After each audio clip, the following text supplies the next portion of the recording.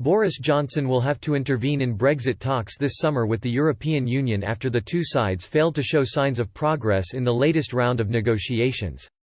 Following 3 days of virtual negotiations this week, the UK and EU have said the sides remain deadlocked on core elements of the trade deal, including access to Britain's fishing grounds and future alignment to the bloc's regulations.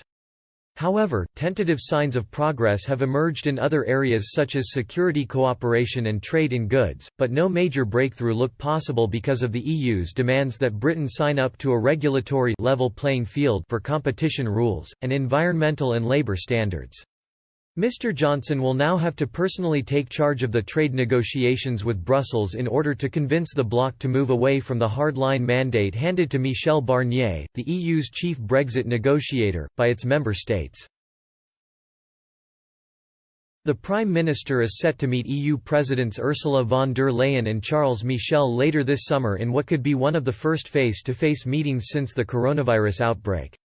A date has yet to be set by both sides, but the showdown is expected to take place in mid-June. After talks last night were drawn to a close, one British official said, "I think it's fair to say we weren't expecting huge movement this week and our expectations haven't necessarily been wrong." Brussels sources have lashed out at their British counterparts, insisting the UK was dragging its feet on the bloc's level playing field demands. They added that only timid progress was made on some other areas of the trade negotiation. An EU source said, "There's not necessarily a breakthrough coming soon. It's not the case just because you're discussing more minor aspects, with a more positive tone, that either side are shifting on their fundamentals." Mr. Johnson has remained adamant that he will not sign up to the bloc's demands, which would hand the European Court of Justice power over disputes with the UK.